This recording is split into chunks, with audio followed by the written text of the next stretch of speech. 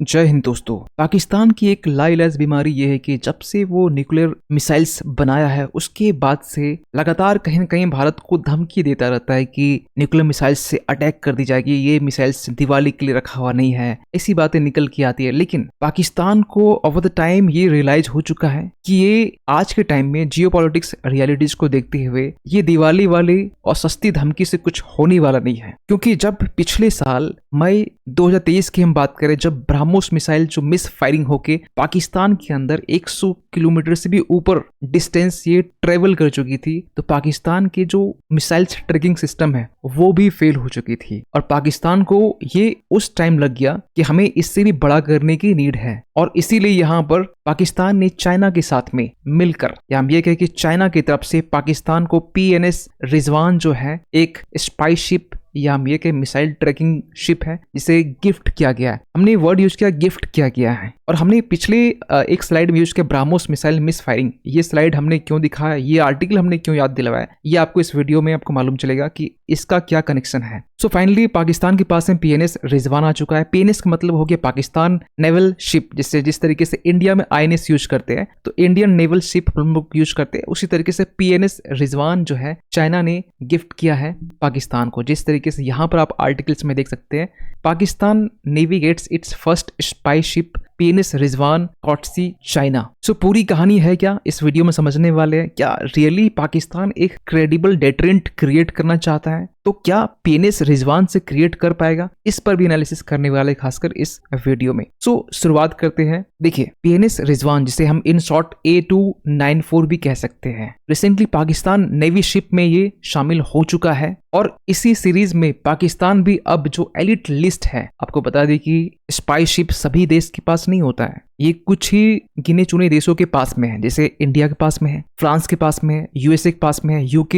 रसिया, China, इतने देश के पास में ही यहाँ पर स्पाई शिप है। लेकिन अब यहाँ पाकिस्तान भी इंक्लूड हो चुका है। जो वो कहा जाता है, पाकिस्तान इसे कहता है कि ये हमारा फर्स्ट रिसर्च वेसल है, लेकिन पूरी दुनिया जानती है कि ये रिसर्च वेसल या एक स्पाई शिप है। और पाकिस्तान ये जो PNS रिजवान है ना, इसे रखा है कहाँ पर, tracking research and survey vessels में, इस लिस्ट में। क्योंकि इस लिस्ट में पहले से इनके पास में जो बहर टेमा क्लास है या बहर आशा क्लास है, चाहे ये जो बेसिकली वेसल्स है जिसको पाकिस्तान बहुत एक लंबे टाइम से हाइड्रोग्राफिक सर्वे वेसल्स के रूप में यूज किया करता आ रहा है, और इसे भी बनाने वाला चाइना है। आपकी नजर पड़ी होगी यहाँ जापान भी तो है। जापान ने कब दिया, 1983 में ये कमीशन किया गया। इसके पहले इन्होंने जापान से खरीदा था, क्योंकि उस समय जापान की दोस्ती USA से अच्छी थी और USA उस समय पाकिस्तान का एक अच्छा दोस्त माना जाता था। तो उसी सीरीज में यहाँ पर मिसाइल्स ट्रैकिंग जो शिप है, ये यहाँ पाकिस्तान की ट्रैकिंग रिसर्च सर्वे वेसल्स में शामिल हो चुका है, जिसे चाइना ने यहाँ पर गिफ्ट किया है। जहाँ एक ऑरिजिन बेसिकली चाइना से हुआ है। और एक सबसे मजाक वाली बात यह है कि पाकिस्तान इसे कंपेयर करता है हमारे देश के INS ध्रुव से।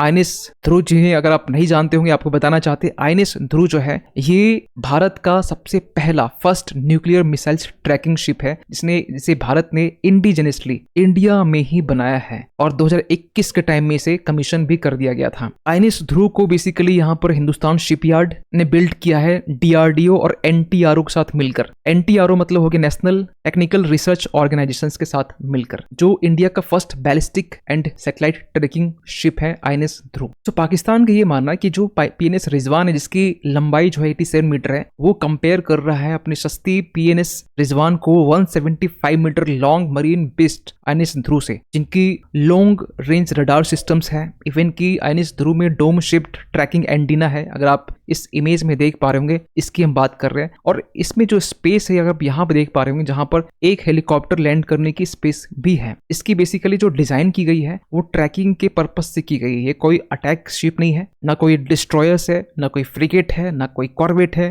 ना कोई क्रूजर है। इवन की इसमें ट्रैकिंग एंटीना के साथ में एडवांस इलेक्ट्रॉनिक सिस्टम्स भी है। इसके अलावा भारत के पास में INS ध्रुव के अलावा INS अन्वेष भी है, जिसे 2022 के टाइम में कमीशन किया गया था। लेकिन हाँ, INS ध्रुव के कंपैरिजन में ये थोड़ा छोटा है, और इसे भी DRDO ने मिलकर बनाया है बेसिकली कोचिन शिपयार्ड लिमिटेड के साथ। सो सवाल ये बनता है कि यहाँ पर चाइना ने PNS रिजवान को, ये तो अभी फिलहाल सामने आया ना, लेकिन इसके पहले हम देखें जून 2023 के टाइम में ही इन्होंने यहाँ पर चाइना से ले लिया था। और जून की बात इसलिए क्या कर रहे हैं, क्योंकि जून से पहले जो मई का जो टाइम था ना, जिस समय ब्रह्मोस मिसाइल जो था बेसिकली मिस फायरिंग होते हुए पाकिस्तान एंटर कर चुका था, ये मई का महीना था, और जून के टाइम में पाकिस्तान इसे मंगवा लिया। अब कुछ लिंक आपको याद आ रहा होगा। लेकिन जब जून 2023 में जब पाकिस्तान इसे मंगवाया तो ये उस समय लाइमलाइट में नहीं था, ना किसी न्यूज ब्रॉडकास्टर्स में इसे यहाँ पर कवर किया गया। क्यों? क्योंकि यहाँ पर जब पाकिस्तान मई जून के टाइम में चाइना से जब ये निकला इंडोनेशिया होते हुए, उस वक्त इसके मूवमेंट को ट्रैक किया गया marinetraffic.com। ये बेसिकली क्या करती है, जितने भी AIS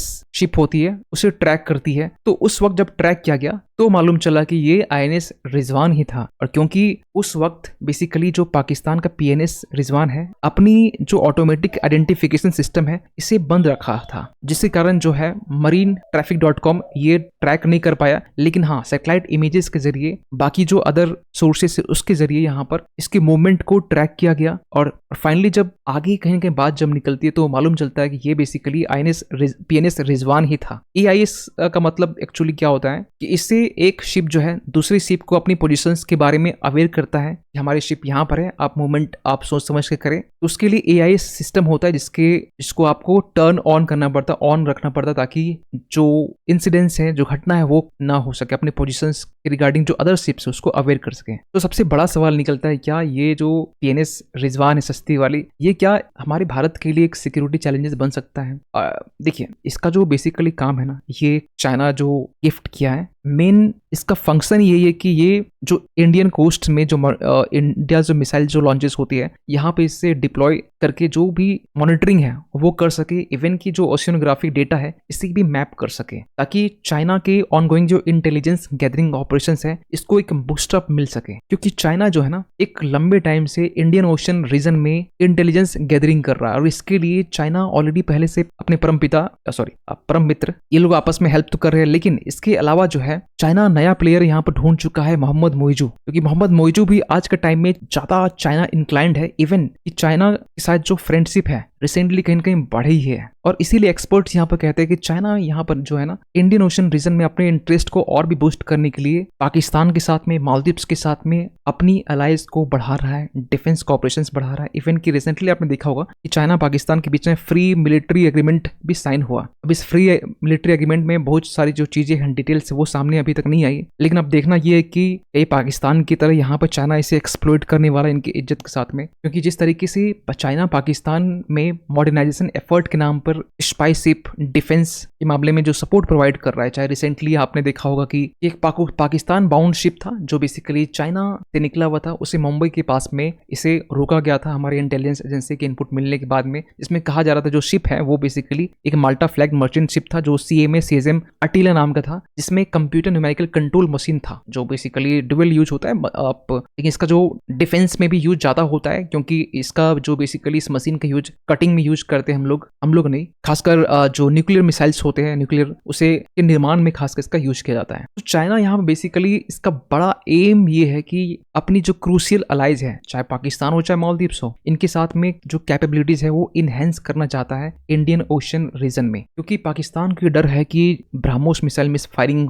अगर हुआ तो ये हमें मालूम नहीं चला, अगर मिस फायरिंग ना होता और एक वॉर का सिचुएशंस होता, मतलब मान लेते ऐसा ना हो तो उस सिचुएशंस में क्या होता। तो पाकिस्तान ये अच्छे से इमेजिन कर पा रहा है और इसके लिए पाकिस्तान एक क्रेडिबल डेटरेंट क्रिएट करने की कोशिश कर रहा है। लेकिन क्या ये PNS रिजवान जो है क्या क्रेडिबल डेटरेंट क्रिएट करने में सक्षम होगा? देखिए, एक्सपर्ट तो ये भी मानते हैं कि PNS रिजवान जो सस्ती वाली है इनके पास में इतनी कैपेबिलिटीज नहीं है। लेकिन हाँ, एक सिक्योरिटी चैलेंजेस है इंडिया के कोस्ट में मिसाइल्स लॉन्चिंग एक्टिविटीज को लेकर, और इसके लिए चाइना जो है ना बेसिकली नेवल एसिड्स को लेकर पाकिस्तान के एक बड़ी नंबर्स में कहीं ना कहीं आज से नहीं एक लंबे टाइम से हेल्प करता आ रहा है। क्योंकि अगर हम कुछ डेटा की बात करें तो यहाँ पर आप देख सकते हैं चाइना ने पाकिस्तान को तुगरील क्लास जो फ्रिगेट्स है वॉरशिप ये प्रोवाइड किया है। इवन कि आप यहाँ पर नीचे देख सकते हैं चाइना पाकिस्तान मिलकर जुल्फिकर क्लास को यहाँ पर बनाया है, US का भी सपोर्ट मिला हुआ है, और रिसेंटली यहाँ पर जिन्ना क्लास को लेकर टर्की और पाकिस्तान दोनों काम कर रहे हैं। लेकिन क्या ये पाकिस्तान का जो फ्रिगेट्स है ये